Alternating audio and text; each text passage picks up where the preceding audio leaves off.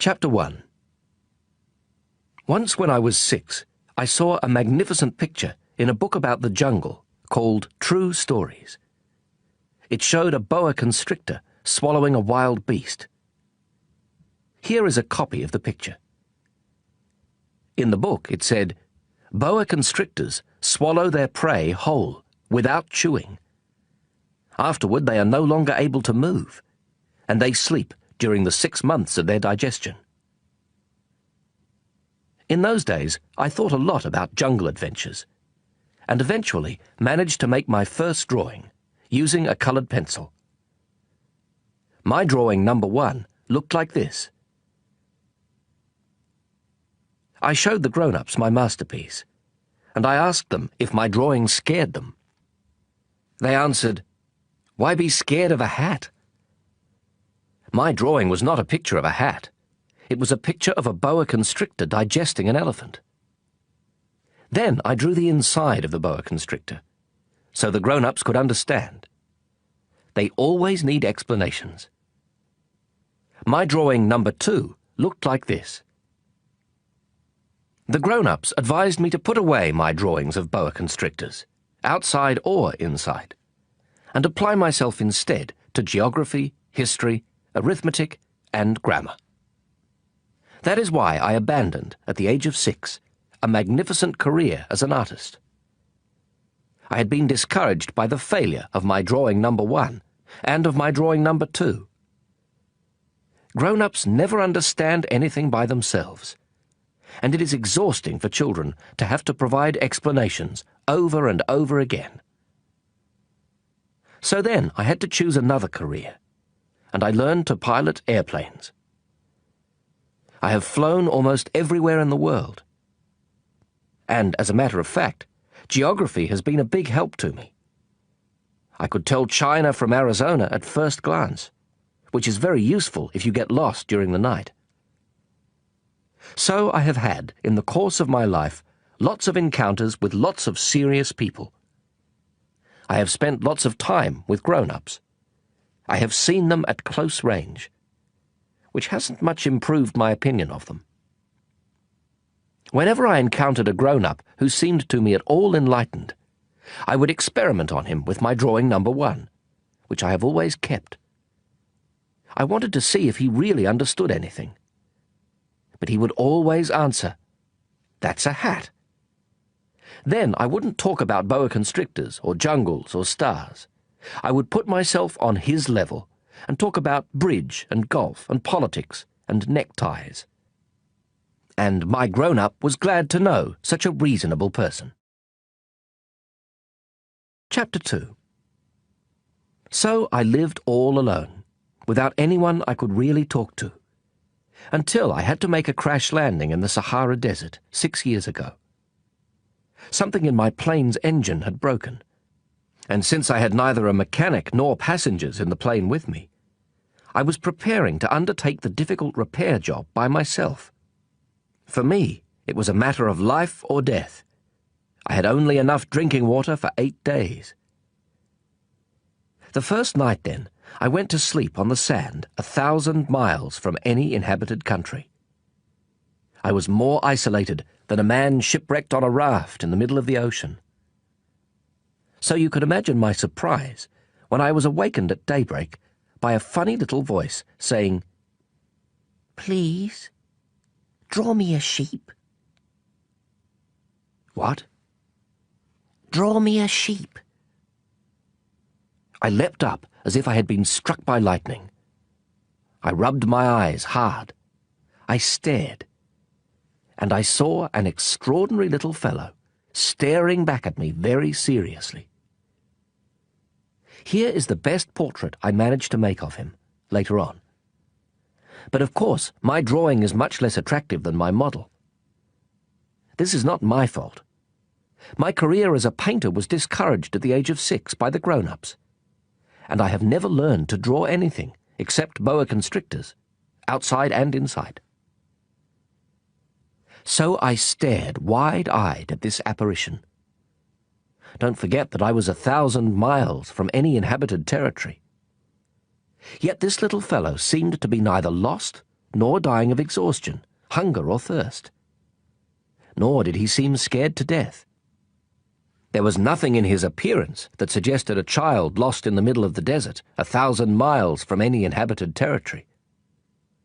When I finally managed to speak, I asked him, "But what are you doing here?" And then he repeated, very slowly and very seriously, "Please, draw me a sheep." In the face of an overpowering mystery, you don't dare disobey. Absurd as it seemed, 1,000 miles from all inhabited regions, and in danger of death, I took a scrap of paper and a pen out of my pocket. But then I remembered that I had mostly studied geography, history, arithmetic, and grammar, and I told the little fellow, rather crossly, that I didn't know how to draw. He replied, "That doesn't matter. Draw me a sheep." Since I had never drawn a sheep, I made him one of the only 2 drawings I knew how to make, the one of the boa constrictor from outside. And I was astounded to hear the little fellow answer, "No, I don't want an elephant inside a boa constrictor. A boa constrictor is very dangerous, and an elephant would get in the way. Where I live, everything is very small. I need a sheep. Draw me a sheep." So then I made a drawing. He looked at it carefully, and then said, "No, this one is already quite sick. Make another." I made another drawing. My friend gave me a kind, indulgent smile. "You can see for yourself. That's not a sheep. It's a ram. It has horns." So I made my 3rd drawing, but it was rejected, like the others. "This one's too old. I want a sheep that will live a long time." So then, impatiently, since I was in a hurry to start work on my engine, I scribbled this drawing and added, "This is just the crate. The sheep you want is inside." But I was amazed to see my young critic's face light up. "That's just the kind I wanted. Do you think this sheep will need a lot of grass?" "Why?" "Because where I live, everything is very small." "There's sure to be enough. I've given you a very small sheep." He bent over the drawing. "Not so small as all that. Look, he's gone to sleep." And that's how I made the acquaintance of the little prince. Chapter 3. It took me a long time to understand where he came from. The little prince, who asked me so many questions, never seemed to hear the ones I asked him. It was things he said quite at random that bit by bit explained everything. For instance, when he first caught sight of my airplane, I won't draw my airplane. That would be much too complicated for me. He asked, "What's that thing over there?" "It's not a thing. It flies. It's an airplane. My airplane." And I was proud to tell him I could fly. Then he exclaimed, "What? You fell out of the sky?" "Yes," I said modestly. "Oh, that's funny!" And the little prince broke into a lovely peal of laughter, which annoyed me a good deal. I like my misfortunes to be taken seriously. Then he added, "So you fell out of the sky too? What planet are you from?" That was when I had the first clue to the mystery of his presence, and I questioned him sharply. "Do you come from another planet?" But he made no answer. He shook his head a little, still staring at my airplane. "Of course, that couldn't have brought you from very far." And he fell into a reverie that lasted a long while. Then, taking my sheep out of his pocket, he plunged into contemplation of his treasure. You can imagine how intrigued I was by this hint about other planets. I tried to learn more. Where do you come from, little fellow? Where is this where I live of yours?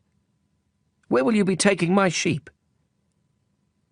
After a thoughtful silence, he answered, "The good thing about the crate you've given me is that he can use it for a house after dark." "Of course. And if you're good, I'll give you a rope to tie him up during the day, and a stake to tie him to." This proposition seemed to shock the little prince. "Tie him up? What a funny idea." "But if you don't tie him up, he'll wander off somewhere and get lost." My friend burst out laughing again. "Where could he go?" "Anywhere. Straight ahead." Then the little prince remarked quite seriously, "Even if he did, everything's so small where I live." And he added, perhaps a little sadly, "Straight ahead, you can't go very far."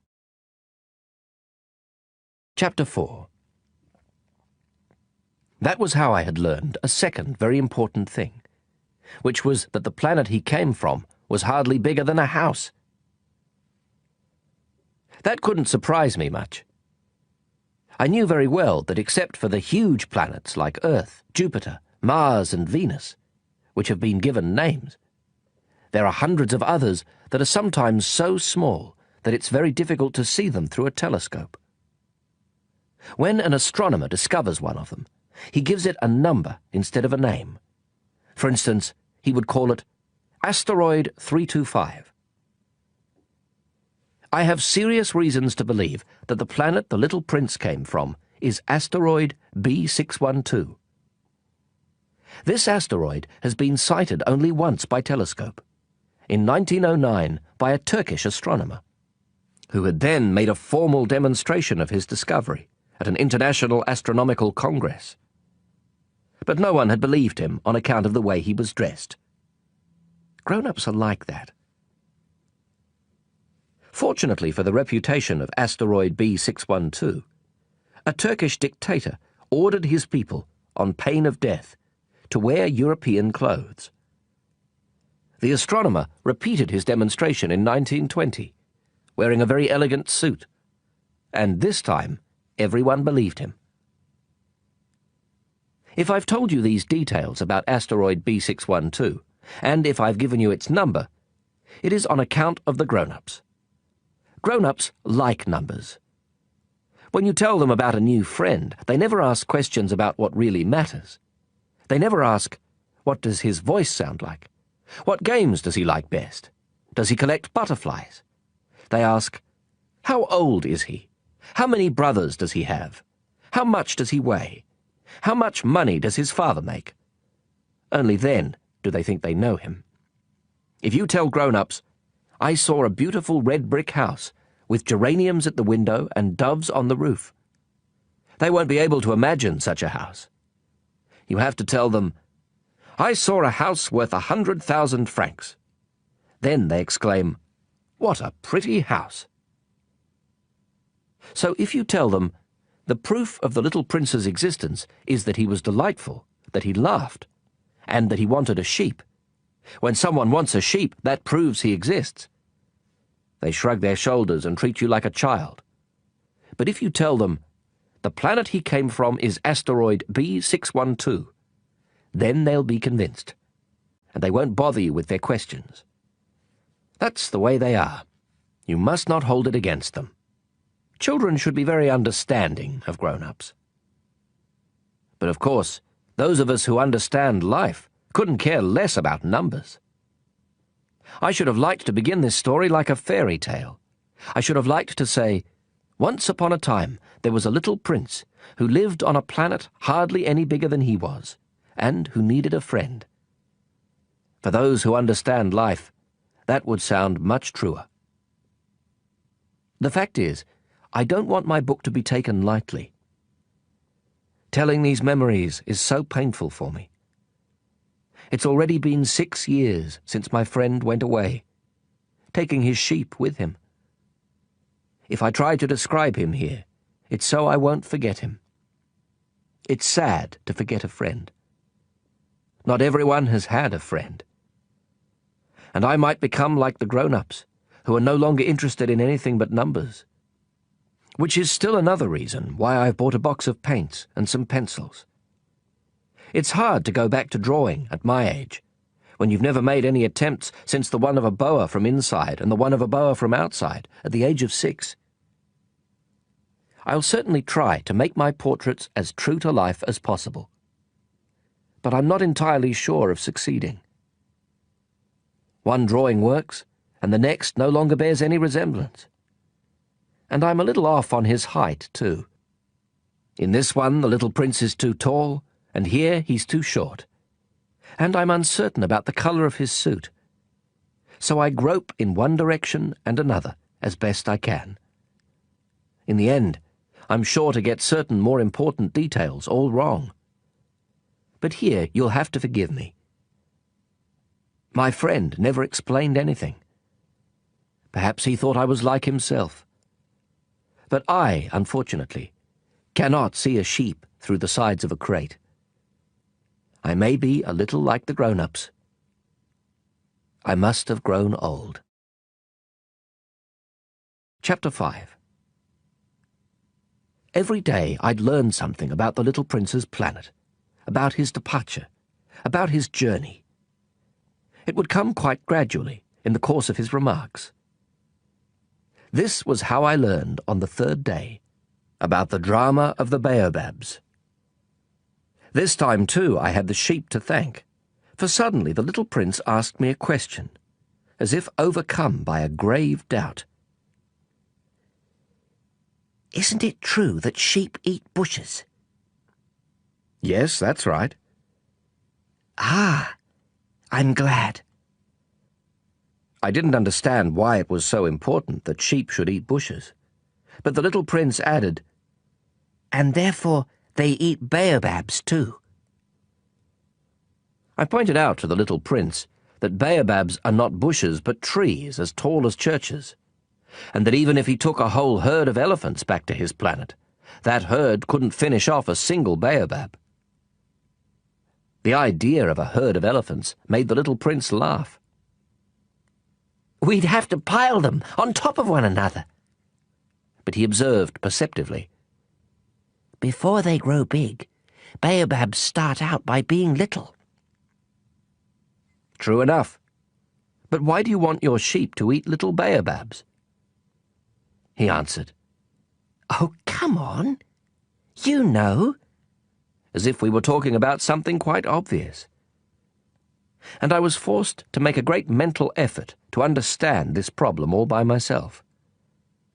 And, in fact, on the little prince's planet, there were, as on all planets, good plants and bad plants. The good plants come from good seeds and the bad plants from bad seeds. But the seeds are invisible. They sleep in the secrecy of the ground until one of them decides to wake up. Then it stretches and begins to sprout, quite timidly at first, a charming, harmless little twig reaching toward the sun. If it's a radish seed or a rosebush seed, you can let it sprout all it likes. But if it's the seed of a bad plant, you must pull the plant up right away, as soon as you can recognize it. As it happens, there were terrible seeds on the little prince's planet. Baobab seeds. The planet's soil was infested with them. Now, if you attend to a baobab too late, you can never get rid of it again. It overgrows the whole planet. Its roots pierce right through. And if the planet is too small, and if there are too many baobabs, they make it burst into pieces. It's a question of discipline, the little prince told me later on. When you've finished washing and dressing each morning, you must tend your planet. You must be sure you pull up the baobabs regularly, as soon as you can tell them apart from the rose bushes, which they closely resemble when they're very young. It's very tedious work, but very easy. And one day he advised me to do my best to make a beautiful drawing for the edification of the children where I live. If they travel someday, he told me, it could be useful to them. Sometimes there's no harm in postponing your work until later. But with baobabs, it's always a catastrophe. I knew one planet that was inhabited by a lazy man. He had neglected 3 bushes. So, following the little prince's instructions, I have drawn that planet. I don't much like assuming the tone of a moralist, but the danger of baobabs is so little recognized, and the risks run by anyone who might get lost on an asteroid are so considerable, that for once I am making an exception to my habitual reserve. I say, children, watch out for baobabs. It's to warn my friends of a danger of which they, like myself, have long been unaware, that I worked so hard on this drawing. The lesson I'm teaching is worth the trouble. You may be asking, why are there no other drawings in this book as big as the drawing of the baobabs? There's a simple answer. I tried, but I couldn't manage it. When I drew the baobabs, I was inspired by a sense of urgency. Chapter 6. O little prince, gradually this was how I came to understand your sad little life. For a long time your only entertainment was the pleasure of sunsets. I learned this new detail on the morning of the 4th day, when you told me, I really like sunsets. Let's go look at one now. But we have to wait. What for? For the sun to set. At first you seemed quite surprised, and then you laughed at yourself. And you said to me, I think I'm still at home. Indeed. When it's noon in the United States, the sun, as everyone knows, is setting over France. If you could fly to France in 1 minute, you could watch the sunset. Unfortunately, France is much too far. But on your tiny planet, all you had to do was move your chair a few feet, and you would watch the twilight whenever you wanted to. One day I saw the sunset 44 times. And a little later you added, You know, when you're feeling very sad, sunsets are wonderful. On the day of the 44 times, were you feeling very sad? But the little prince didn't answer. Chapter 7. On the 5th day, thanks again to the sheep, another secret of the little prince's life was revealed to me. Abruptly, with no preamble, he asked me, as if it were the fruit of a problem long pondered in silence. If a sheep eats bushes, does it eat flowers too? A sheep eats whatever it finds. Even flowers that have thorns?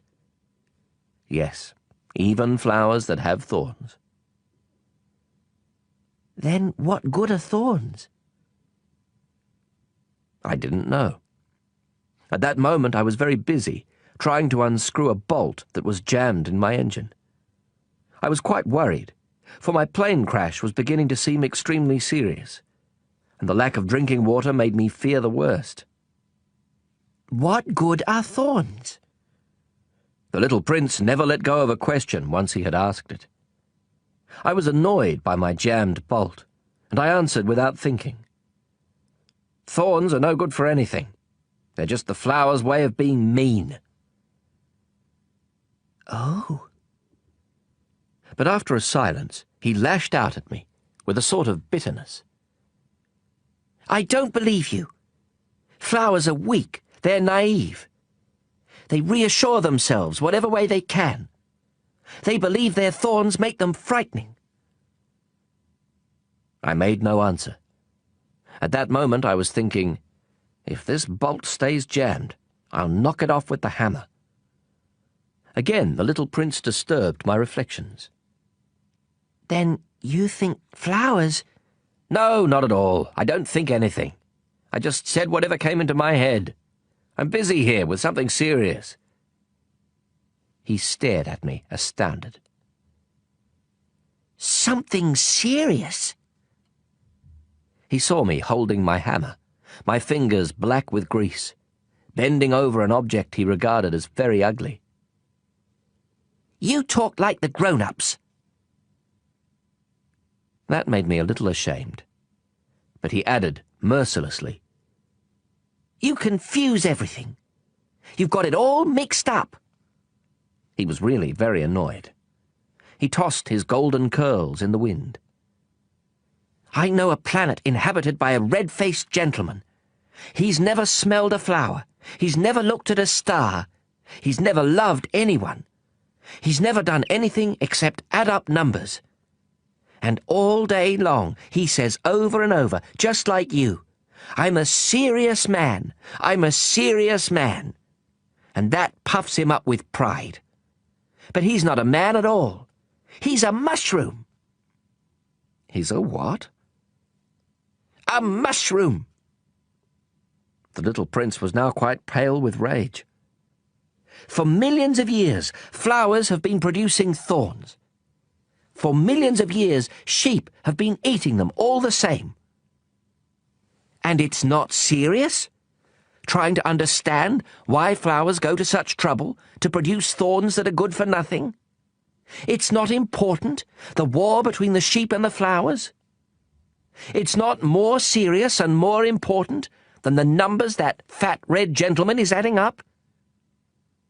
Suppose I happen to know a unique flower, one that exists nowhere in the world except on my planet, one that a little sheep can wipe out in a single bite one morning, just like that, without even realizing what he's doing. That isn't important." His face turned red now, and he went on. "If someone loves a flower of which just one example exists among all the millions and millions of stars, that's enough to make him happy when he looks at the stars. He tells himself, 'My flower's up there somewhere.' But if the sheep eats the flower, then for him it's as if suddenly all the stars went out. And that isn't important." He couldn't say another word. All of a sudden, he burst out sobbing. Night had fallen. I dropped my tools.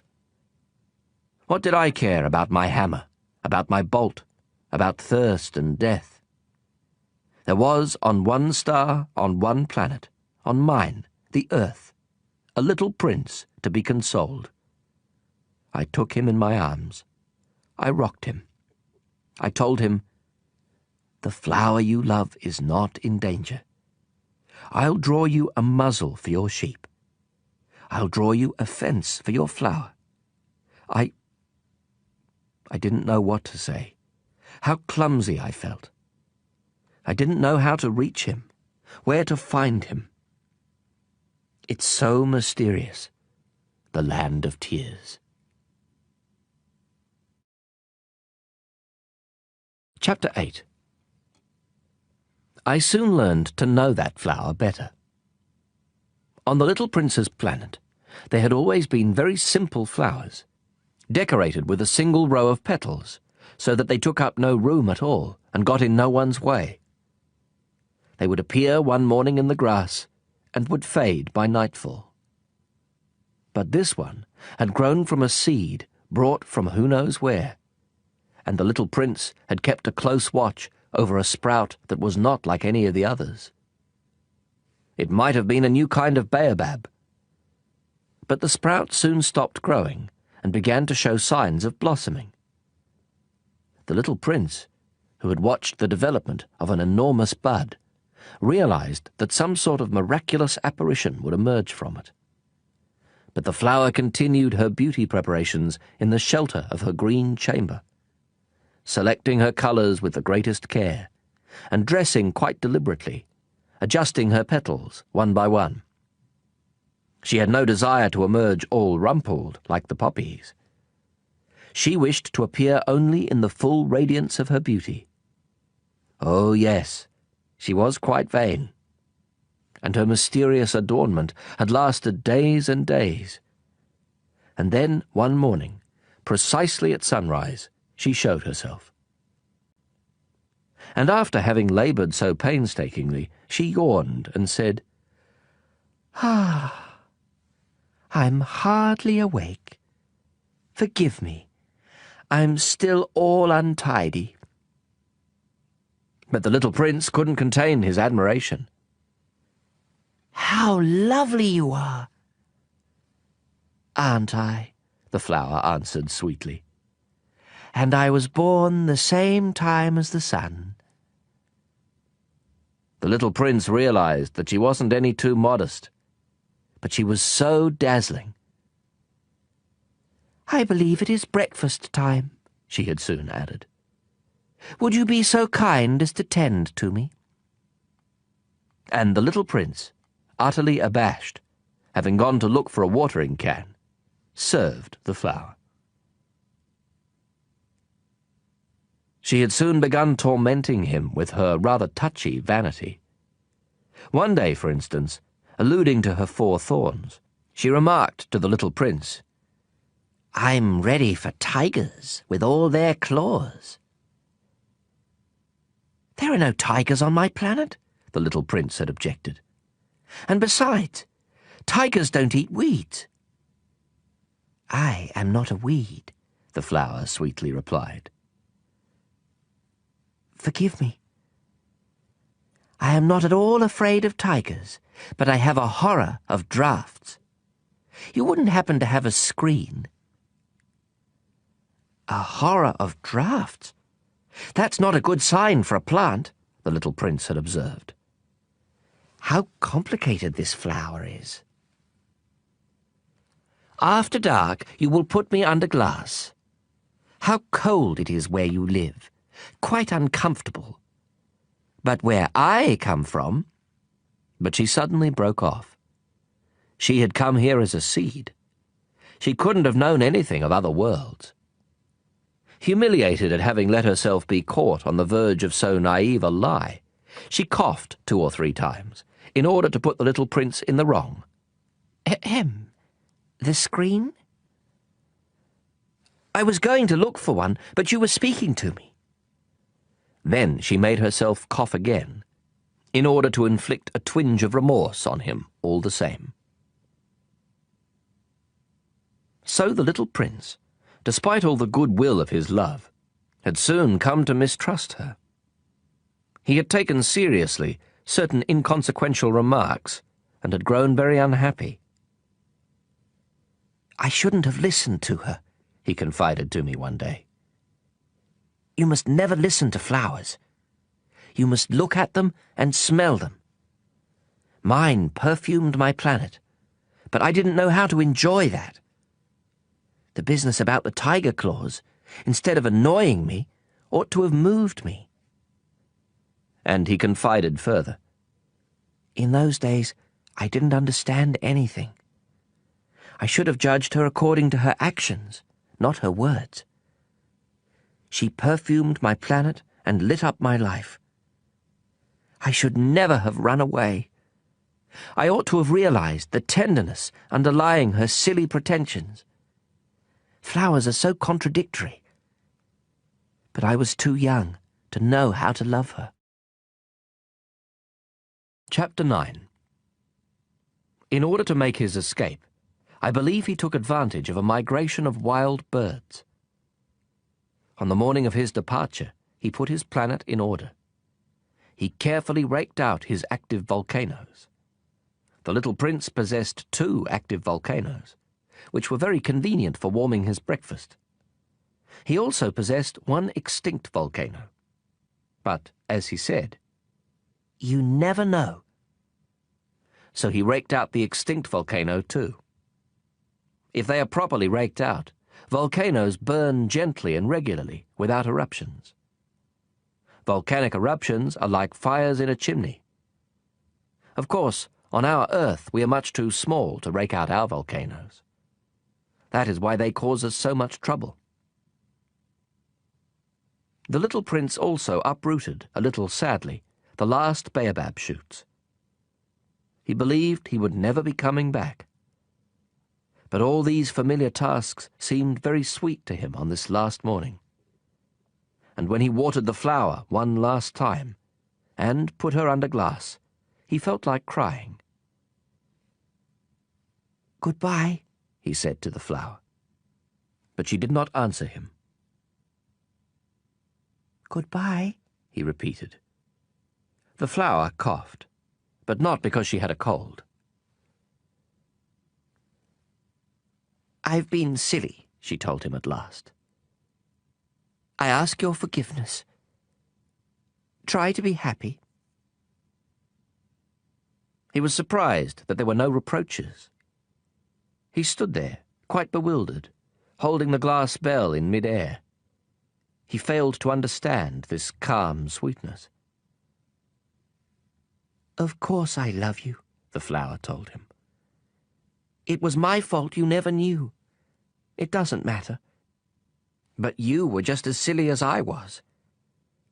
Try to be happy. Put that glass thing down. I don't want it anymore." "But the wind." "My cold isn't that bad. The night air will do me good. I'm a flower." "But the animals. I need to put up with 2 or 3 caterpillars if I want to get to know the butterflies. Apparently they're very beautiful.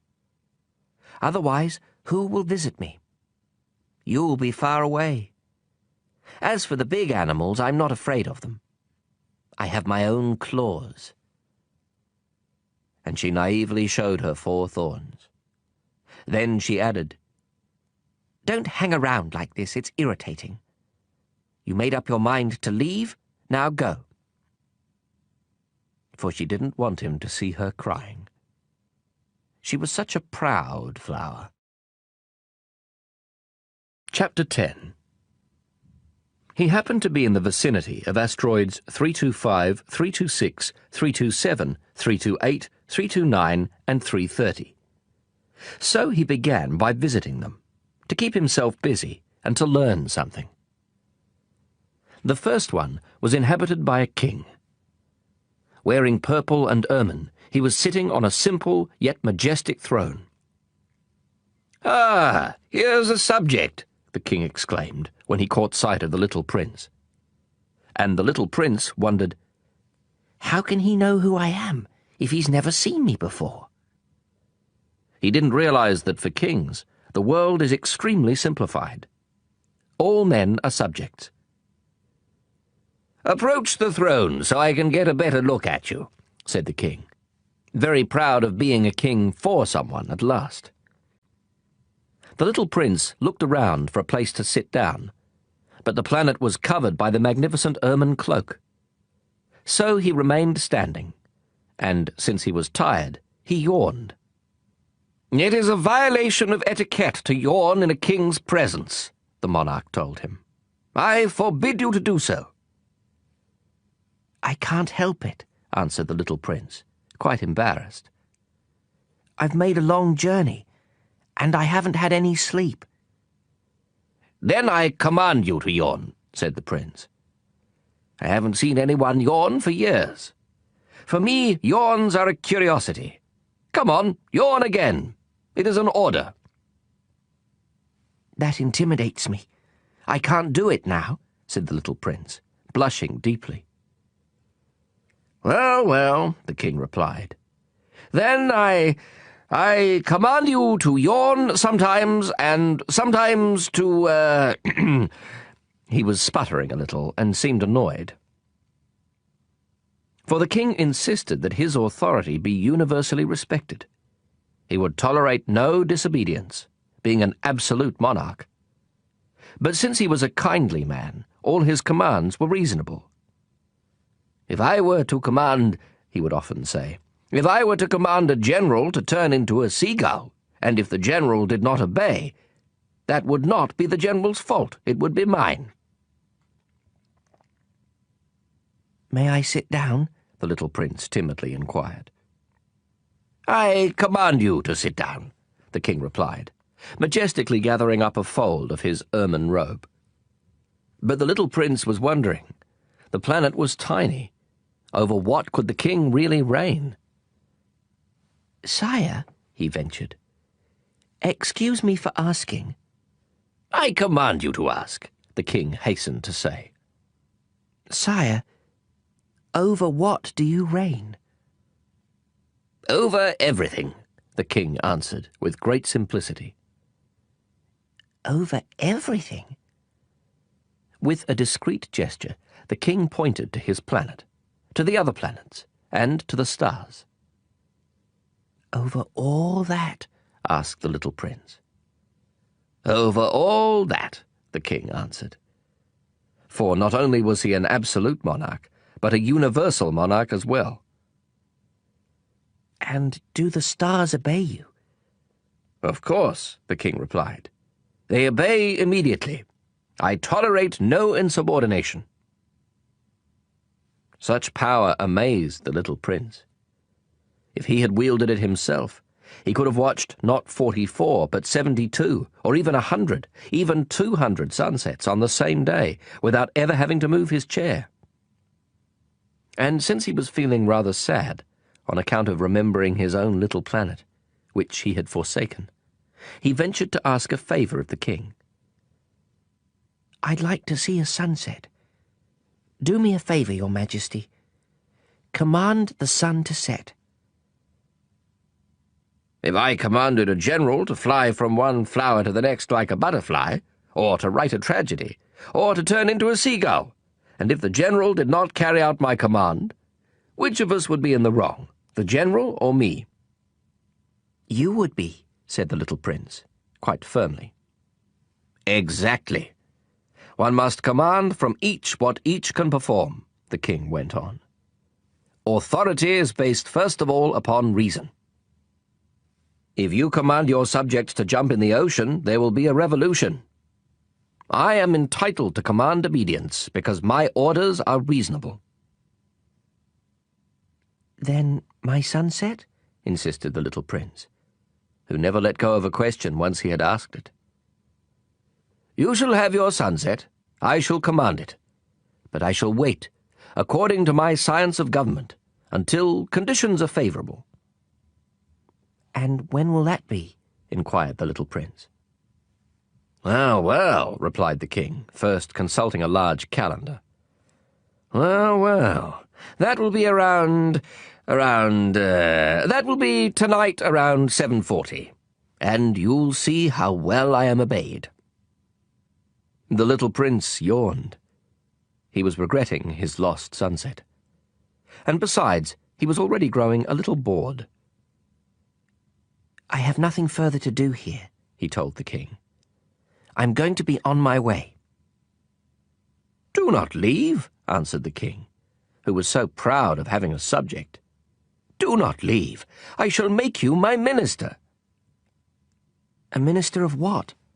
Of justice." "But there's no one here to judge." "You never know," the king told him. "I have not yet explored the whole of my realm. I am very old. I have no room for a carriage, and it wearies me to walk." "Oh, but I've already seen for myself," said the little prince, leaning forward to glance one more time at the other side of the planet. "There's no one over there either." "Then you shall pass judgment on yourself," the king answered. "That is the hardest thing of all. It is much harder to judge yourself than to judge others. If you succeed in judging yourself, it's because you are truly a wise man."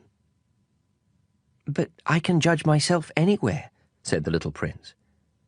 "I don't need to live here." "Well, well," the king said.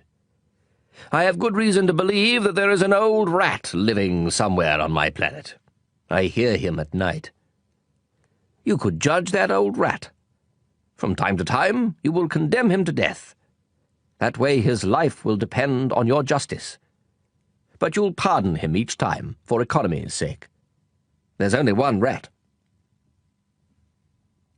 "I don't like condemning anyone to death," the little prince said.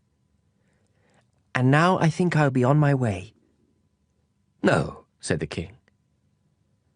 The little prince, having completed his preparations, had no desire to aggrieve the old monarch. "If your Majesty desires to be promptly obeyed, he should give me a reasonable command. He might command me, for instance, to leave before this minute is up. It seems to me that conditions are favourable." The king having made no answer, the little prince hesitated at first, and then, with a sigh, took his leave. "I make you my ambassador," the king hastily shouted after him. He had a great air of authority. "Grown-ups are so strange," the little prince said to himself as he went on his way. Chapter 11. The second planet was inhabited by a very vain man. "Ah, a visit from an admirer," he exclaimed, when he caught sight of the little prince, still at some distance. To vain men, other people are admirers. "Hello," said the little prince. "That's a funny hat you're wearing." "It's for answering acclamations," the very vain man replied. "Unfortunately, no one ever comes this way." "Is that so?" said the little prince, who did not understand what the vain man was talking about. "Clap your hands," directed the man. The little prince clapped his hands, and the vain man tipped his hat in modest acknowledgement. "This is more entertaining than the visit to the king," the little prince said to himself, and he continued clapping. The very vain man continued tipping his hat in acknowledgement. After 5 minutes of this exercise, the little prince tired of the game's monotony. "And what would make the hat fall off?" he asked. But the vain man did not hear him. Vain men never hear anything but praise. "Do you really admire me a great deal?" he asked the little prince. "What does that mean, admire?" "To admire means to acknowledge that I am the handsomest, the best dressed, the richest, and the most intelligent man on the planet." "But you're the only man on your planet." "Do me this favour. Admire me all the same." "I admire you," said the little prince, with a little shrug of his shoulders. "But what is there about my admiration that interests you so much?" And the little prince went on his way. "Grown-ups are certainly very strange," he said to himself, as he continued on his journey. Chapter 12. The next planet was inhabited by a drunkard. This visit was a very brief one, but it plunged the little prince into a deep depression. "What are you doing there?" he asked the drunkard, whom he found sunk in silence before a collection of empty bottles and a collection of full ones. "Drinking," replied the drunkard, with a gloomy expression. "Why are you drinking?" the little prince asked. "To forget," replied the drunkard. "To forget what?" inquired the little prince, who was already feeling sorry for him. "To forget that I'm ashamed," confessed the drunkard, hanging his head. "What are you ashamed of?" inquired the little prince, who wanted to help. "Of drinking," concluded the drunkard, withdrawing into silence for good. And the little prince went on his way, puzzled. "Grown-ups are certainly very, very strange," he said to himself, as he continued on his journey. Chapter 13.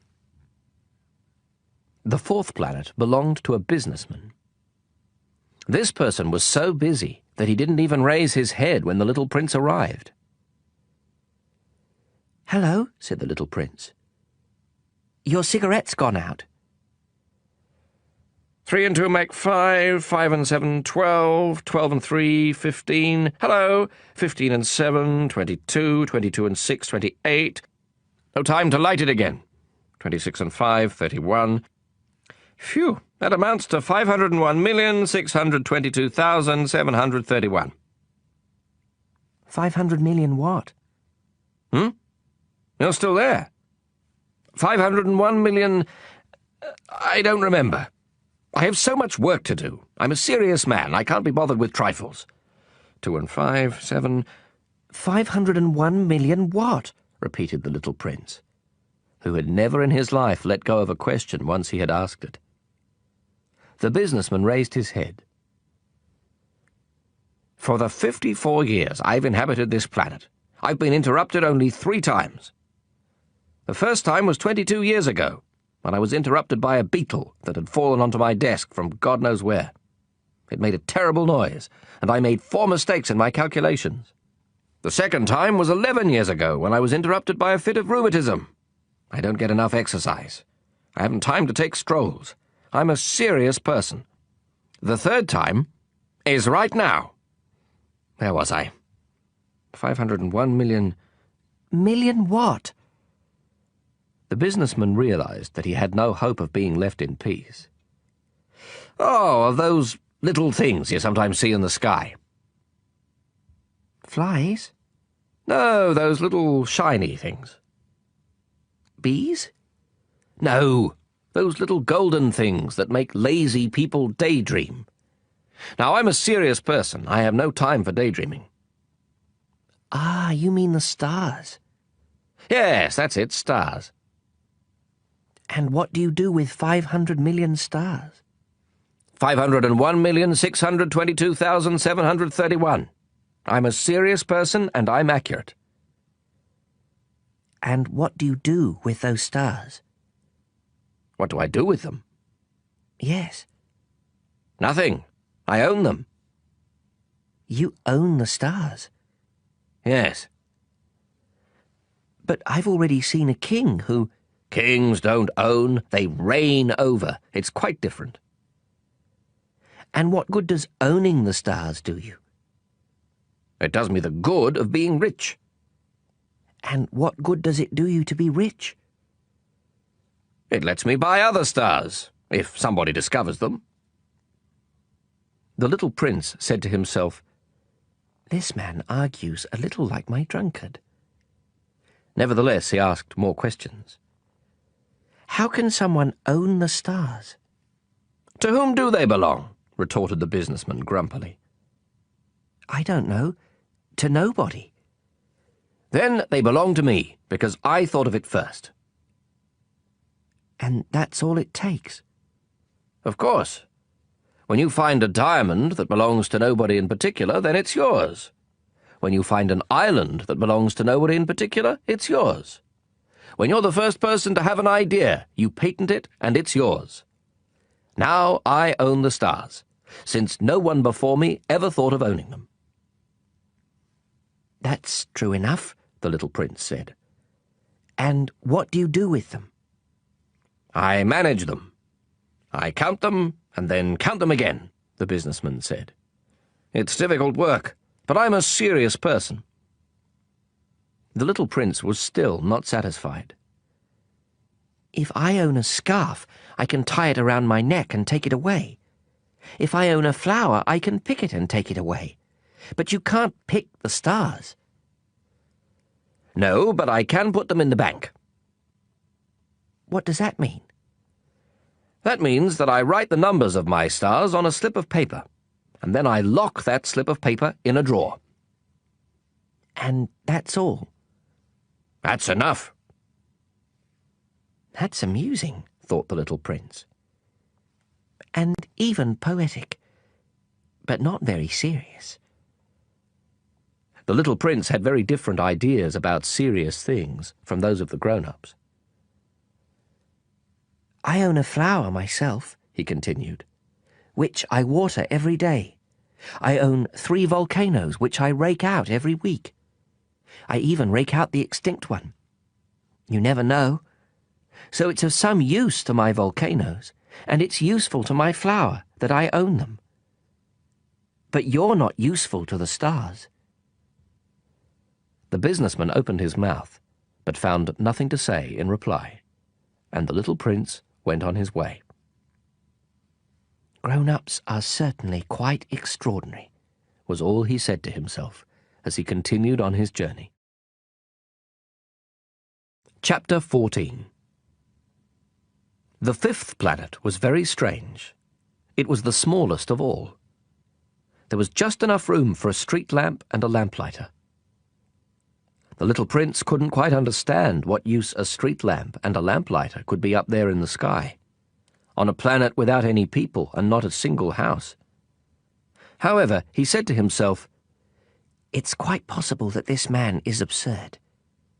But he's less absurd than the king, the very vain man, the businessman, and the drunkard. At least his work has some meaning. When he lights his lamp, it's as if he's bringing one more star to life, or one more flower. When he puts out his lamp, that sends the flower or the star to sleep, which is a fine occupation, and therefore truly useful." When the little prince reached this planet, he greeted the lamplighter respectfully. "Good morning. Why have you just put out your lamp?" "Orders," the lamplighter answered. "Good morning." "What orders are those?" "To put out my street lamp. Good evening." And he lit his lamp again. "But why have you just lit your lamp again?" "Orders." "I don't understand," said the little prince. "There's nothing to understand," said the lamplighter. "Orders are orders. Good morning." And he put out his lamp. Then he wiped his forehead with a red-checked handkerchief.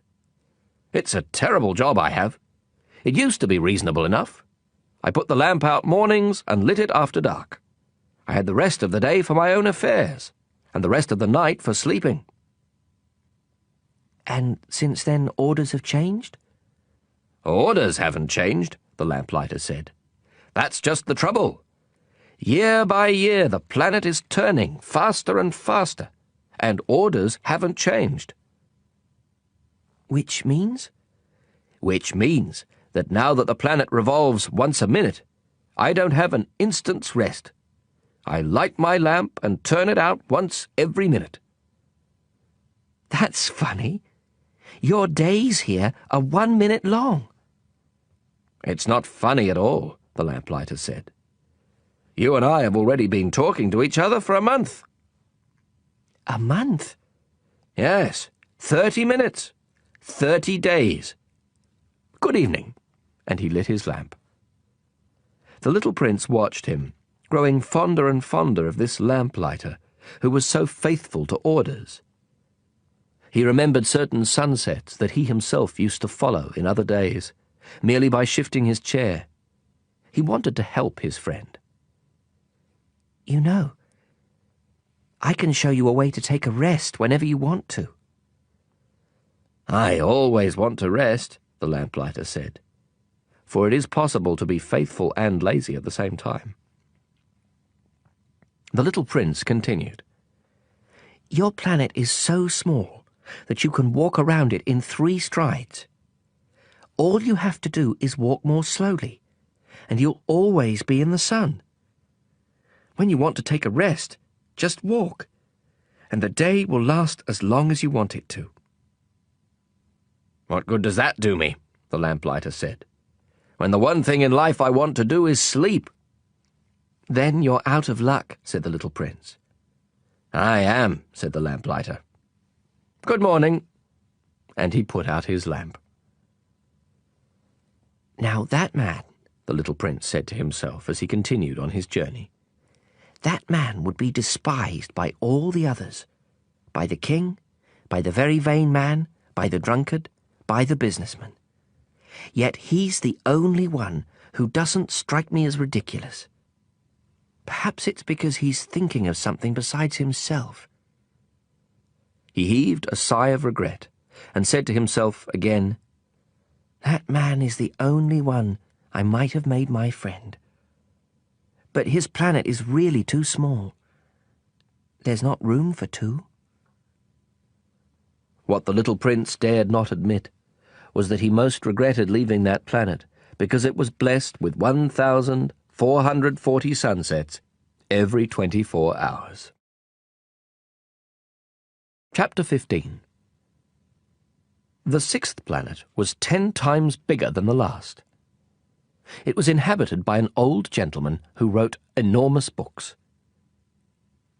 "Ah, here comes an explorer," he exclaimed when he caught sight of the little prince, who was feeling a little winded and sat down on the desk. He had already travelled so much and so far. "Where do you come from?" the old gentleman asked him. "What's that big book?" asked the little prince. "What do you do with it?" "I'm a geographer," the old gentleman answered. "And what's a geographer?" "A scholar who knows where the seas are, and the rivers, the cities, the mountains and the deserts." "That is very interesting," the little prince said. "Here at last is someone who has a real profession." And he gazed around him at the geographer's planet. He had never seen a planet so majestic. "Your planet is very beautiful," he said. "Does it have any oceans?" "I couldn't say," said the geographer. "Oh." The little prince was disappointed. "And mountains?" "I couldn't say," said the geographer. "And cities and rivers and deserts?" "I couldn't tell you that either," the geographer said. "But you're a geographer." "You're right," said the geographer. "But I'm not an explorer. There's not one explorer on my planet. A geographer doesn't go out to describe cities, rivers, mountains, seas, oceans, and deserts. A geographer is too important to go wandering about. He never leaves his study. But he receives the explorers there.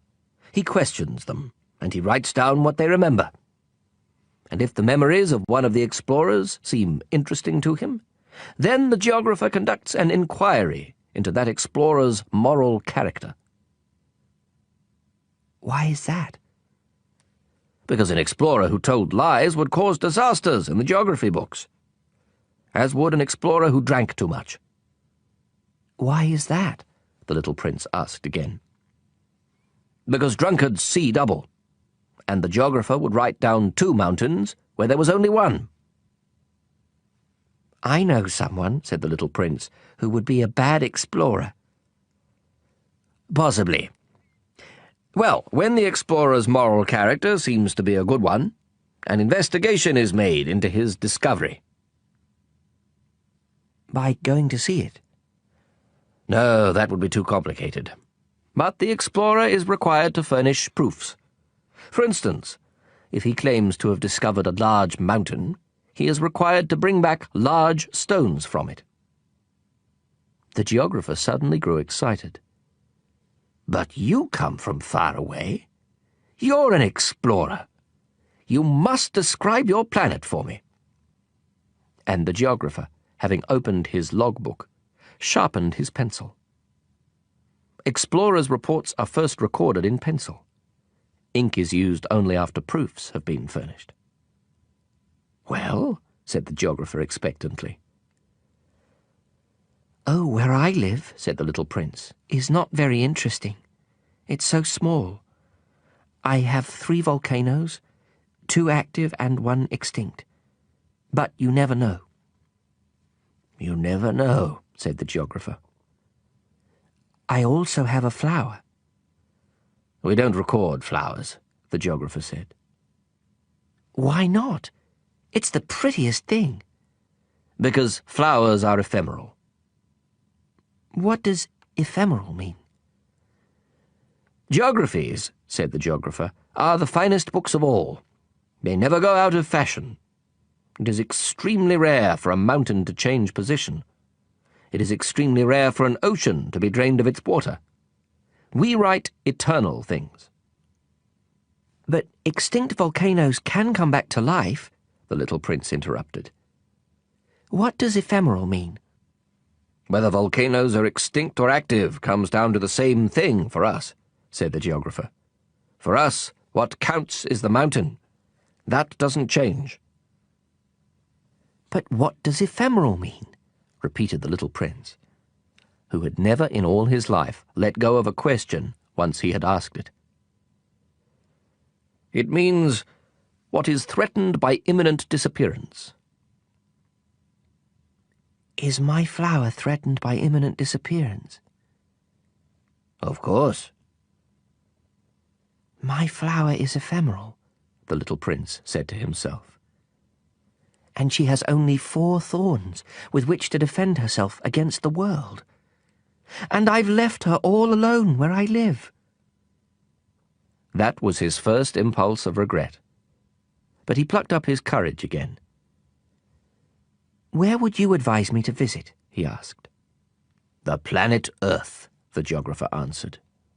It has a good reputation. And the little prince went on his way, thinking about his flower. Chapter 16. The 7th planet, then, was the Earth. The Earth is not just another planet. It contains 111 kings, including, of course, the African kings, 7,000 geographers, 900,000 businessmen, 7.5 million drunkards, 311 million vain men. In other words, about 2 billion grown-ups. To give you a notion of the Earth's dimensions, I can tell you that before the invention of electricity, it was necessary to maintain, over the whole of 6 continents, a veritable army of 462,511 lamplighters. Seen from some distance, this made a splendid effect. The movements of this army were ordered like those of a ballet. First came the turn of the lamplighters of New Zealand and Australia. Then these, having lit their street lamps, would go home to sleep. Next it would be the turn of the lamplighters of China and Siberia to perform their steps in the lamplighters' ballet. And then they too would vanish into the wings. Then came the turn of the lamplighters of Russia and India. Then those of Africa and Europe. Then those of South America and of North America. And they never missed their cues for their appearances on stage. It was awe-inspiring. Only the lamplighter of the single street lamp at the North Pole and his colleague of the single street lamp at the South Pole led carefree, idle lives.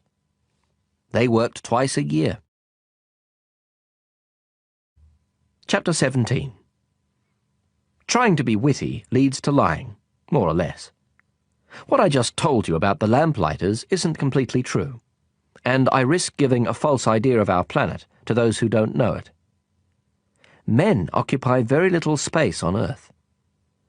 If the 2 billion inhabitants of the globe were to stand close together, as they might for some big public event, they would easily fit into a city block that was 20 miles long and 20 miles wide. You could crowd all humanity onto the smallest Pacific islet.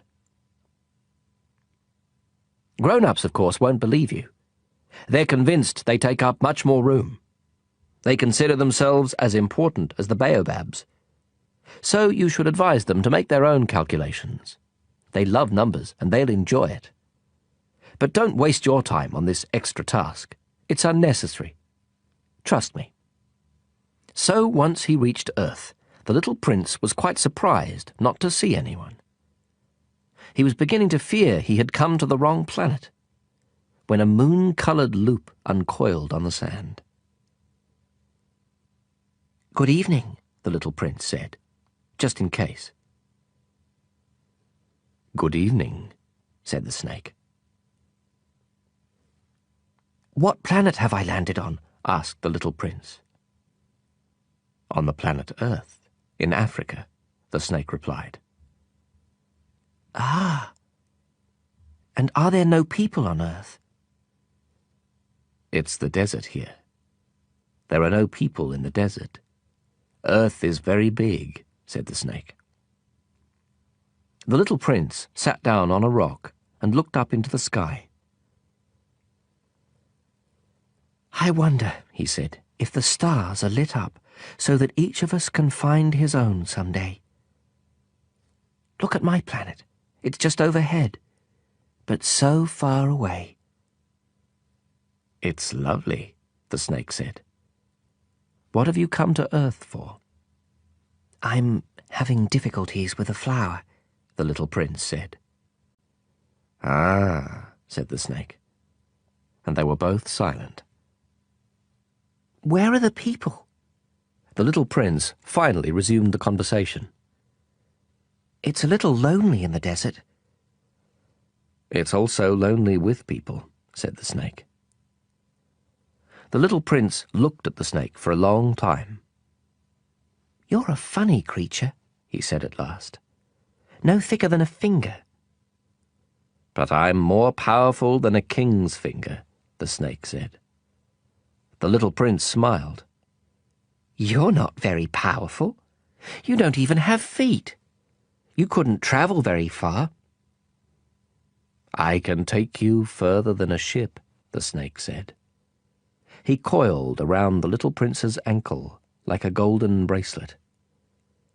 "Anyone I touch, I send back to the land from which he came," the snake went on. "But you're innocent, and you come from a star." The little prince made no reply. "I feel sorry for you, being so weak on this granite earth," said the snake. "I can help you someday, if you grow too homesick for your planet. I can—" "Oh, I understand just what you mean," said the little prince. "But why do you always speak in riddles?" "I solve them all," said the snake.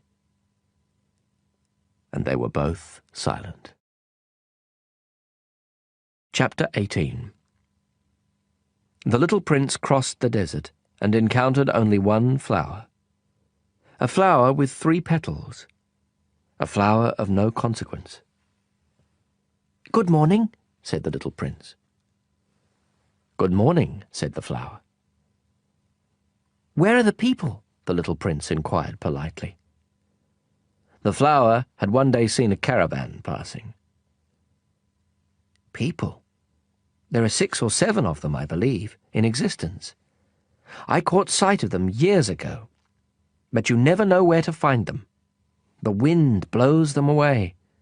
They have no roots, which hampers them a good deal." "Goodbye," said the little prince. "Goodbye," said the flower. Chapter 19. The little prince climbed a high mountain. The only mountains he had ever known were the 3 volcanoes, which came up to his knee. And he used the extinct volcano as a footstool. "From a mountain as high as this one," he said to himself, "I'll get a view of the whole planet and all the people on it." But he saw nothing but rocky peaks as sharp as needles.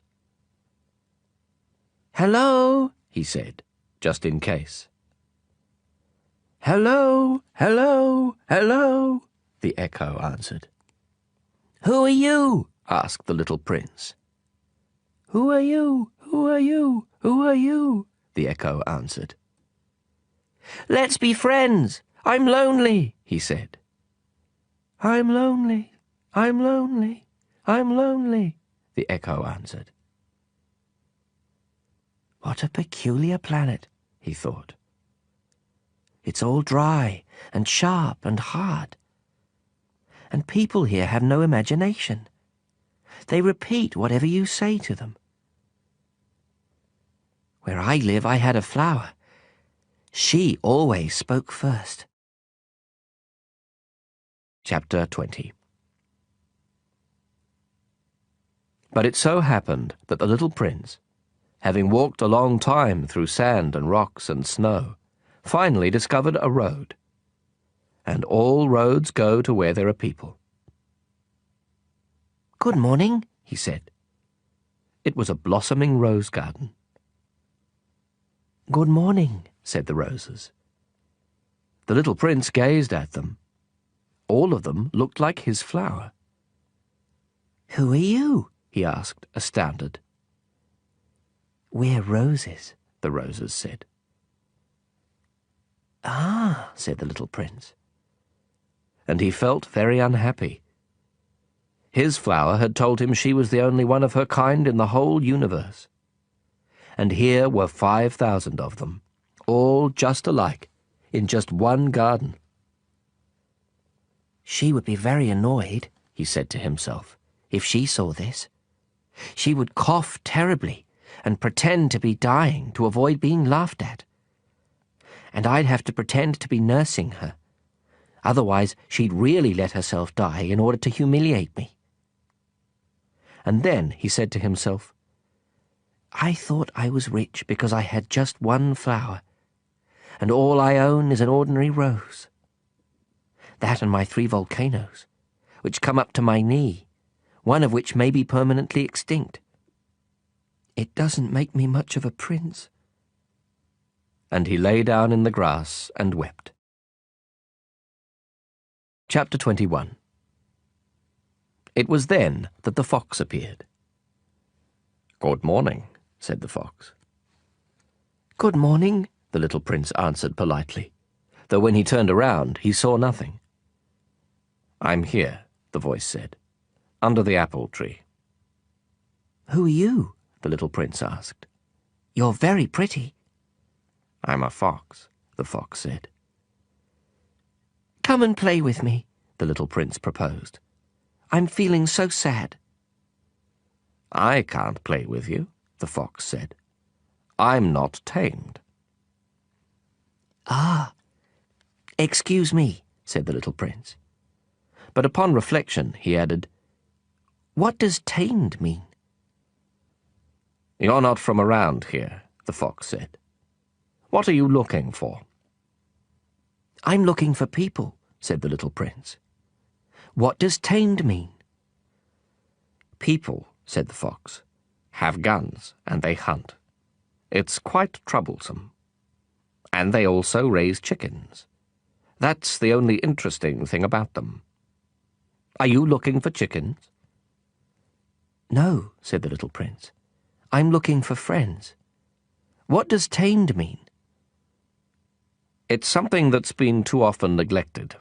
It means to create ties. To create ties? "That's right," the fox said. "For me, you're only a little boy just like 100,000 other little boys. And I have no need of you. And you have no need of me either. For you, I'm only a fox like 100,000 other foxes. But if you tame me, we'll need each other. You'll be the only boy in the world for me. I'll be the only fox in the world for you." I'm beginning to understand, the little prince said. There's a flower. I think she's tamed me. "Possibly," the fox said. "On Earth one sees all kinds of things." Oh, this isn't on Earth, the little prince said. The fox seemed quite intrigued. "On another planet?" Yes. "Are there hunters on that planet?" No. "Now that's interesting. And chickens?" No. "Nothing's perfect," sighed the fox. But he returned to his idea. "My life is monotonous. I hunt chickens, people hunt me. All chickens are just alike, and all men are just alike. So I'm rather bored. But if you tame me, my life will be filled with sunshine. I'll know the sound of footsteps that will be different from all the rest. Other footsteps send me back underground.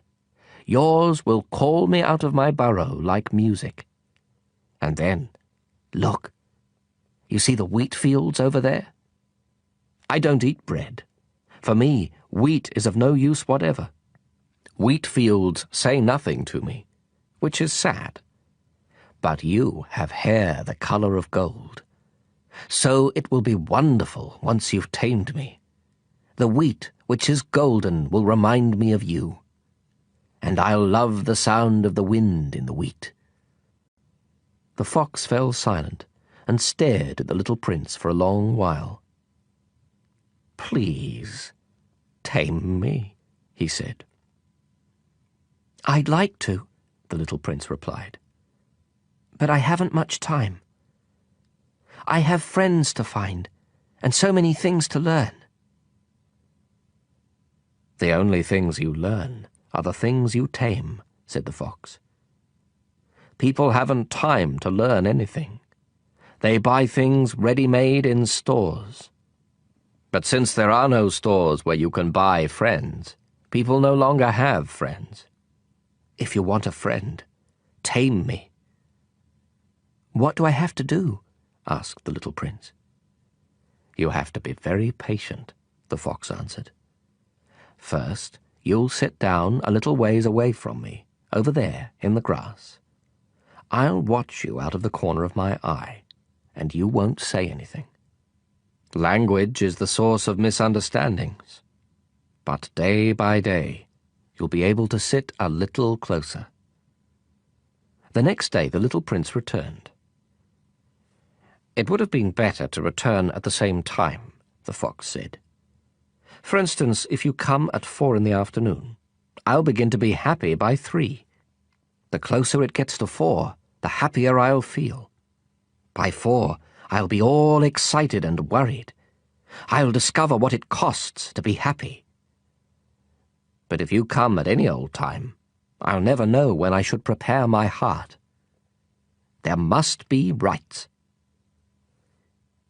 What's a right? Asked the little prince. That's another thing that's been too often neglected, said the fox. It's the fact that one day is different from the other days, 1 hour from the other hours. My hunters, for example, have a right. They dance with the village girls on Thursdays. So Thursday's a wonderful day. I can take a stroll all the way to the vineyards. If the hunters danced whenever they chose, the days would all be just alike, and I'd have no holiday at all. That was how the little prince tamed the fox. And when the time to leave was near, "Ah," the fox said, "I shall weep." "It's your own fault," the little prince said. "I never wanted to do you any harm, but you insisted that I tame you." "Yes, of course," the fox said. "But you're going to weep," said the little prince. "Yes, of course," the fox said. "Then you get nothing out of it." "I get something," the fox said, "because of the colour of the wheat." Then he added, "Go look at the roses again. You'll understand that yours is the only rose in all the world. Then come back to say goodbye, and I'll make you the gift of a secret." The little prince went to look at the roses again. "You're not at all like my rose. You're nothing at all yet," he told them. "No one has tamed you, and you haven't tamed anyone. You're the way my fox was. He was just a fox like 100,000 others. But I've made him my friend, and now he's the only fox in all the world." And the roses were humbled. "You're lovely, but you're empty," he went on. "One couldn't die for you. Of course, an ordinary passer-by would think my rose looked just like you. But my rose, all on her own, is more important than all of you together, since she's the one I've watered, since she's the one I put under glass, since she's the one I sheltered behind a screen, since she's the one for whom I killed the caterpillars, except the 2 or 3 for butterflies, since she's the one I listened to when she complained or when she boasted, or even sometimes when she said nothing at all, since she's my rose." And he went back to the fox. "Goodbye," he said. "Goodbye," said the fox. "Here is my secret. It's quite simple.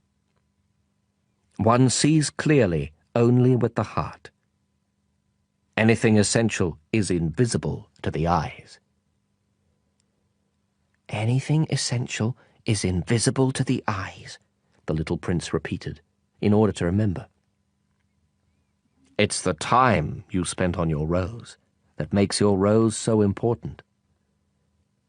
"It's The time I spent on my rose, the little prince repeated, in order to remember. People have forgotten this truth, the fox said.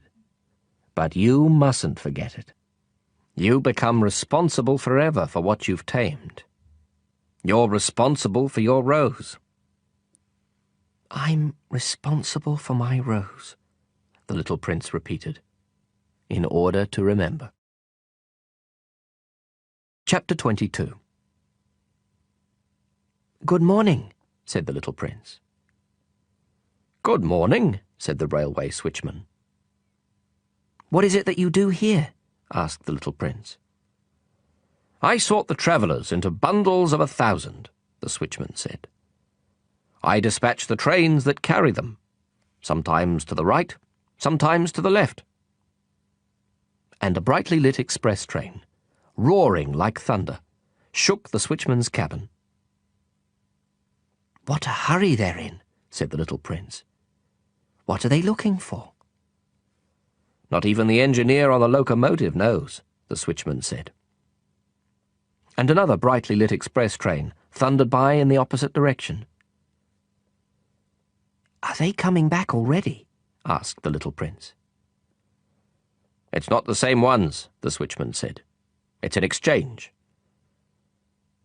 They weren't satisfied where they were? Asked the little prince. No one is ever satisfied where he is, the switchman said. And a third brightly lit express train thundered past. Are they chasing the first travellers? Asked the little prince. They're not chasing anything, the switchman said. They're sleeping in there, or else they're yawning. Only the children are pressing their noses against the window panes. Only the children know what they're looking for, said the little prince. They spend their time on a rag doll, and it becomes very important. And if it's taken away from them, they cry. They're lucky, the switchman said. Chapter 23. Good morning, said the little prince. Good morning, said the sales clerk. This was a sales clerk who sold pills invented to quench thirst. Swallow one a week, and you no longer feel any need to drink. Why do you sell these pills?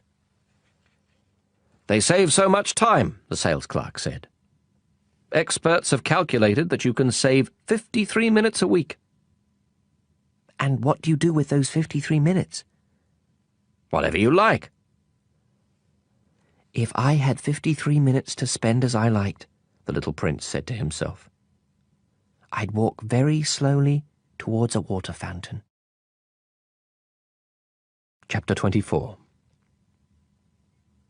It was now the 8th day since my crash landing in the desert, and I'd listened to the story about the sales clerk as I was drinking the last drop of my water supply. Ah, I said to the little prince, your memories are very pleasant, but I haven't yet repaired my plane.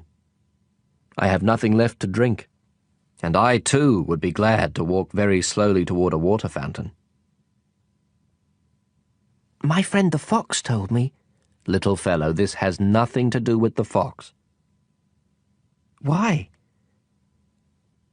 Because we're going to die of thirst. The little prince didn't follow my reasoning, and answered me, It's good to have had a friend, even if you're going to die. Myself, I'm very glad to have had a fox for a friend. He doesn't realize the danger, I said to myself. He's never hungry or thirsty. A little sunlight is enough for him. But the little prince looked at me and answered my thought. I'm thirsty too. Let's find a well. I made an exasperated gesture. It is absurd looking for a well at random in the vastness of the desert. But even so, we started walking. When we had walked for several hours in silence, night fell and stars began to appear. I noticed them as in a dream, being somewhat feverish on account of my thirst. The little prince's words danced in my memory. "So you're thirsty too?" I asked. But he didn't answer my question. He merely said to me, "Water can also be good for the heart." I didn't understand his answer, but I said nothing. I knew by this time that it was no use questioning him. He was tired. He sat down. I sat down next to him. And after a silence, he spoke again. "The stars are beautiful because of a flower you don't see." I answered, "Yes, of course." And without speaking another word, I stared at the ridges of sand in the moonlight. "The desert is beautiful," the little prince added. And it was true. I've always loved the desert.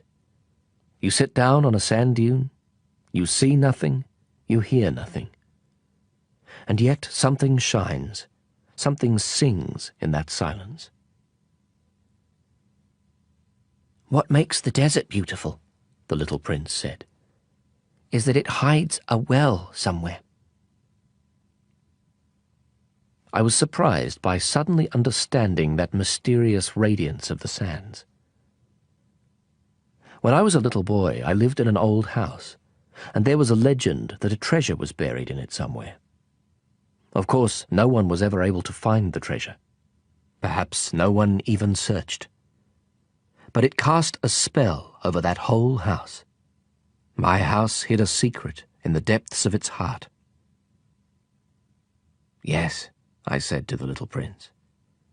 "Whether it's a house or the stars or the desert, what makes them beautiful is invisible." "I'm glad," he said.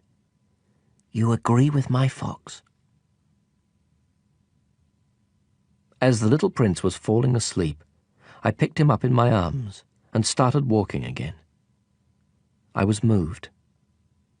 It was as if I was carrying a fragile treasure. It actually seemed to me there was nothing more fragile on earth. By the light of the moon, I gazed at that pale forehead, those closed eyes, those locks of hair trembling in the wind, and I said to myself, "What I'm looking at is only a shell. What's most important is invisible." As his lips parted in a half-smile, I said to myself again, "What moves me so deeply about this sleeping little prince is his loyalty to a flower. The image of a rose shining within him, like the flame within a lamp, even when he's asleep." And I realized he was even more fragile than I had thought. Lamps must be protected. A gust of wind can blow them out. And walking on like that, I found the well at daybreak. Chapter 25. The little prince said, "People start out in express trains, but they no longer know what they're looking for. Then they get all excited and rush around in circles." And he added, "It's not worth the trouble." The well we had come to was not at all like the wells of the Sahara. The wells of the Sahara are no more than holes dug in the sand. This one looked more like a village well, but there was no village here, and I thought I was dreaming. "It's strange," I said to the little prince. "Everything is ready, the pulley, the bucket, and the rope." He laughed, grasped the rope, and set the pulley working. And the pulley groaned the way an old weather vane groans when the wind has been asleep a long time. "Hear that?" said the little prince. "We've awakened this well, and it's singing." I didn't want him to tire himself out. "Let me do that," I said to him. "It's too heavy for you." Slowly I hoisted the bucket to the edge of the well. I set it down with great care. The song of the pulley continued in my ears, and I saw the sun glisten on the still trembling water. "I'm thirsty for that water," said the little prince. Let me drink some." And I understood what he'd been looking for. I raised the bucket to his lips. He drank, eyes closed. It was as sweet as a feast. That water was more than merely a drink. It was born of our walk beneath the stars, of the song of the pulley, of the effort of my arms. It did the heart good, like a present. When I was a little boy, the Christmas tree lights, the music of midnight mass, the tenderness of people's smiles, made up in the same way the whole radiance of the Christmas present I received. "People where you live," the little prince said, "grow 5,000 roses in one garden, yet they don't find what they're looking for." "They don't find it," I answered. "And yet what they're looking for could be found in a single rose, or a little water." "Of course," I answered. And the little prince added, "But eyes are blind. You have to look with the heart." I had drunk the water. I could breathe easy now. The sand at daybreak is honey-coloured, and that colour was making me happy too. Why then did I also feel so sad? "You must keep your promise," said the little prince, sitting up again beside me. "What promise?" "You know, a muzzle for my sheep. I'm responsible for this flower." I took my drawings out of my pocket. The little prince glanced at them and laughed as he said, "Your baobabs look more like cabbages." "Oh." I had been so proud of the baobabs. "Your fox, his ears, look more like horns, and they're too long." And he laughed again. "You're being unfair, my little prince," I said. "I never knew how to draw anything but boas from the inside and boas from the outside." "Oh, that'll be all right," he said. "Children understand." So then I drew a muzzle, and with a heavy heart I handed it to him. "You've made plans I don't know about." But he didn't answer. He said, "You know, I fall to earth. Tomorrow will be the first anniversary." Then, after a silence, he continued, "I landed very near here." And he blushed. And once again, without understanding why, I felt a strange grief. However, a question occurred to me. "Then it wasn't by accident that on the morning I met you 8 days ago, you were walking that way, all alone, 1,000 miles from any inhabited region. Were you returning to the place where you fell to earth?" The little prince blushed again, and I added hesitantly, "Perhaps on account of the anniversary?" The little prince blushed once more. He never answered questions, but when someone blushes, doesn't that mean yes? "Ah," I said to the little prince. "I'm afraid." But he answered, "You must get to work now. You must get back to your engine. I'll wait here. Come back tomorrow night." But I wasn't reassured. I remembered the fox. You risk tears if you let yourself be tamed. Chapter 26. Beside the well, there was a ruin, an old stone wall. When I came back from my work the next evening, I caught sight of my little prince from a distance. He was sitting on top of the wall, legs dangling, and I heard him talking. "Don't you remember?" he was saying. "This isn't exactly the place." Another voice must have answered him then, for he replied, "Oh yes, it's the right day, but this isn't the place." I continued walking toward the wall. I still could neither see nor hear anyone, yet the prince answered again. Of course. You'll see where my tracks begin on the sand. Just wait for me there. I'll be there tonight. I was 20 yards from the wall and still saw no one. Then the little prince said, after a silence, Your poison is good? You're sure it won't make me suffer long? I stopped short, my heart pounding, but I still didn't understand. Now go away, the little prince said. I want to get down from here. Then I looked down toward the foot of the wall and gave a great start. There, coiled in front of the little prince, was one of those yellow snakes that can kill you in 30 seconds. As I dug into my pocket for my revolver, I stepped back. But at the noise I made, the snake flowed over the sand like a trickling fountain, and, without even hurrying, slipped away between the stones with a faint metallic sound. I reached the wall just in time to catch my little prince in my arms, his face white as snow. What's going on here? You're talking to snakes now? I had loosened the yellow scarf he always wore. I had moistened his temples and made him drink some water. And now I didn't dare ask him anything more.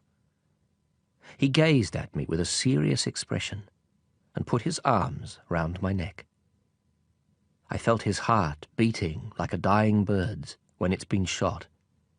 He said to me, I'm glad you found what was the matter with your engine. Now you'll be able to fly again. How did you know? I was just coming to tell him that I had been successful beyond all hope. He didn't answer my question. All he said was, I'm leaving today too. And then, sadly, it's much further. It's much more difficult. I realized that something extraordinary was happening. I was holding him in my arms like a little child, yet it seemed to me that he was dropping headlong into an abyss, and I could do nothing to hold him back. His expression was very serious now, lost and remote.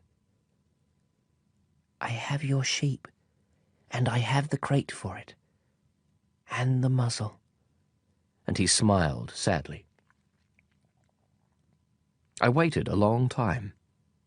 I could feel that he was reviving a little. Little fellow, you were frightened. Of course he was frightened. But he laughed a little. I'll be much more frightened tonight. Once again I felt chilled by the sense of something irreparable. And I realized I couldn't bear the thought of never hearing that laugh again. For me, it was like a spring of fresh water in the desert. Little fellow, I want to hear you laugh again. But he said to me, Tonight it'll be a year. My star will be just above the place where I fell last year. Little fellow, it's a bad dream, isn't it? All this conversation with the snake and the meeting place and the star. But he didn't answer my question. All he said was, The important thing is what can't be seen. Of course. It's the same as for the flower. If you love a flower that lives on a star, then it's good at night to look up at the sky. All the stars are blossoming. Of course. It's the same for the water. The water you gave me to drink was like music, on account of the pulley and the rope. You remember? It was good. Of course. At night you look up at the stars. It's too small where I live for me to show you where my star is. It's better that way. My star will be one of the stars for you. So you'll like looking at all of them. They'll all be your friends. And besides, I have a present for you. He laughed again. Ah, little fellow, I love hearing that laugh. That'll be my present. Just that. It'll be the same as for the water. What do you mean? People have stars, but they aren't the same. For travelers, the stars are guides. For other people, they're nothing but tiny lights. And for still others, for scholars, they're problems. For my businessmen, they were gold. But all those stars are silent stars. You, though, you'll have stars like nobody else. What do you mean? When you look up at the sky at night, since I'll be living on one of them, since I'll be laughing on one of them, for you, it'll be as if all the stars are laughing. You'll have stars that can laugh. And he laughed again. And when you're consoled, everyone eventually is consoled. You'll be glad you've known me. You'll always be my friend. You'll feel like laughing with me. And you'll open your window sometimes, just for the fun of it. And your friends will be amazed to see you laughing while you're looking up at the sky. Then you'll tell them, yes, it's the stars. They always make me laugh. And they'll think you're crazy. It'll be a nasty trick I played on you. And he laughed again. And it'll be as if I had given you, instead of stars, a lot of tiny bells that know how to laugh. And he laughed again. Then he grew serious once more. Tonight, you know, don't come. I won't leave you. It'll look as if I'm suffering. It'll look a little as if I'm dying. It'll look that way. Don't come to see that. It's not worth the trouble. I won't leave you. But he was anxious. I'm telling you this on account of the snake. He mustn't bite you. Snakes are nasty sometimes. They bite just for fun. I won't leave you. But something reassured him. It's true they don't have enough poison for a second bite. That night I didn't see him leave. He got away without making a sound. When I managed to catch up with him, he was walking fast, with determination. All he said was, "Ah, you're here." And he took my hand. But he was still anxious. You were wrong to come. You'll suffer. I'll look as if I'm dead, and that won't be true. I said nothing. You understand. It's too far. I can't take this body with me. It's too heavy. I said nothing. But it'll be like an old abandoned shell. There's nothing sad about an old shell.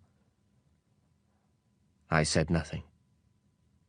He was a little disheartened now, but he made one more effort. It'll be nice, you know. I'll be looking at the stars too. All the stars will be wells with a rusty pulley. All the stars will pour out water for me to drink. I said nothing. And it'll be fun. You'll have 500 million little bells. I'll have 500 million springs of fresh water. And he too said nothing, because he was weeping. Here's the place. Let me go on alone. And he sat down because he was frightened. Then he said, You know, my flower. I'm responsible for her. And she's so weak and so naive. She has 4 ridiculous thorns to defend her against the world. I sat down too, because I was unable to stand any longer. He said, There. That's all. He hesitated a little longer, then he stood up. He took a step. I couldn't move. There was nothing but a yellow flash close to his ankle. He remained motionless for an instant.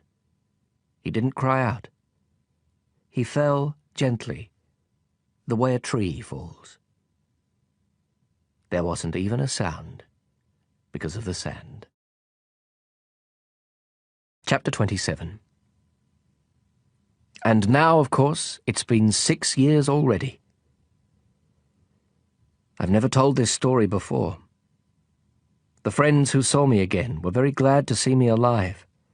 I was sad, but I told them, it's fatigue. Now I'm somewhat consoled. That is, not entirely.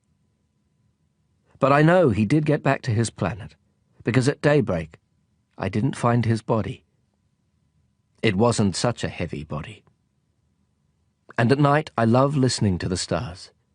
It's like 500 million little bells. But something extraordinary has happened. When I drew that muzzle for the little prince, I forgot to put in the leather strap. He could never have fastened it on his sheep. And then I wonder, what's happened there on his planet? Maybe the sheep has eaten the flour.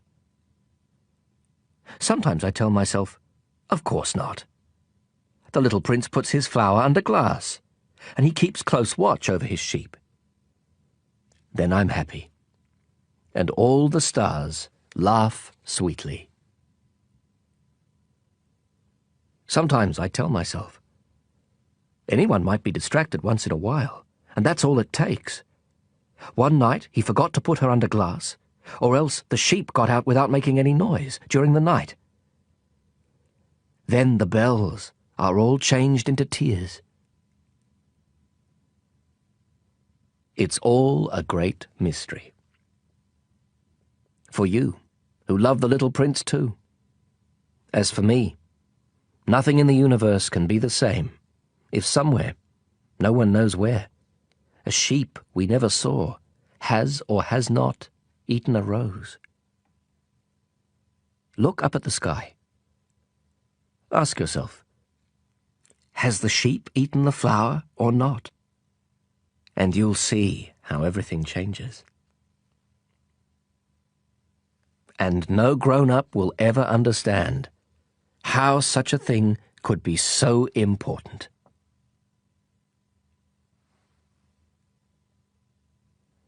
For me, this is the loveliest and the saddest landscape in the world. It's the same landscape as the one on the preceding page, but I've drawn it one more time in order to be sure you see it clearly. It's here that the little prince appeared on Earth, then disappeared. Look at this landscape carefully to be sure of recognizing it, if you should travel to Africa someday in the desert. And if you happen to pass by here, I beg you not to hurry past. Wait a little, just under the star. Then, if a child comes to you, if he laughs, if he has golden hair, if he doesn't answer your questions, you'll know who he is. If this should happen, be kind. Don't let me go on being so sad. Send word immediately that he's come back.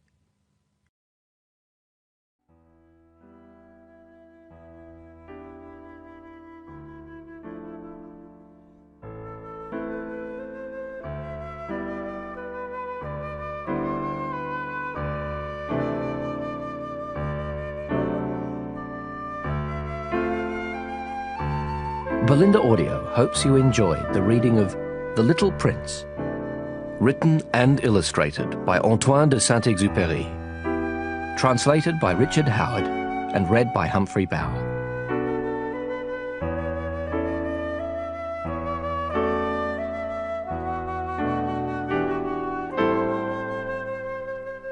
Translator's note. In April 1943, Le Petit Prince was published in New York, a year before Antoine de Saint-Exupery was shot down over the Mediterranean by German reconnaissance planes. The English translation, by Catherine Woods, was copyrighted the same year, and the work was dedicated in that translation to The Child Who Became Léon Vert. All grown-ups were once children, although few of them remember it.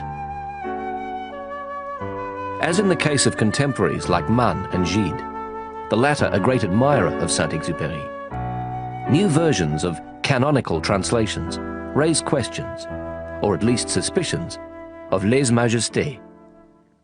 A second translator into English of The Little Prince accepts the responsibility of such an imputation, for it must be acknowledged that all translations date. Certain works never do. A new version of a work 57 years old is entitled, and indeed is obliged, to persist further in the letter of that work. Each decade has its circumlocutions, its compliances.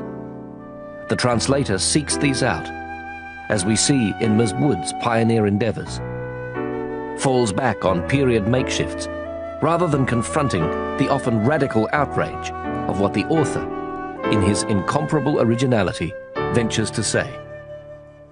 The translator, it is seen in the fullness of time, so rarely ventures in this fashion, but rather falls back, as I say. It is the peculiar privilege of the next translator, in his own day and age, to sally forth, to be inordinate instead of placating or merely plausible. Time reveals all translation to be paraphrase, and it is in the longing for a standard version of a beloved work that we must begin again, we translators, that we must overtake one another. Richard Howard, June 2000.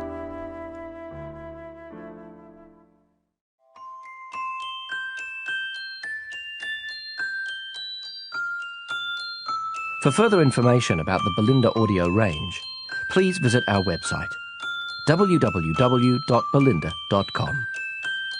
If you liked this audiobook, please tell a friend.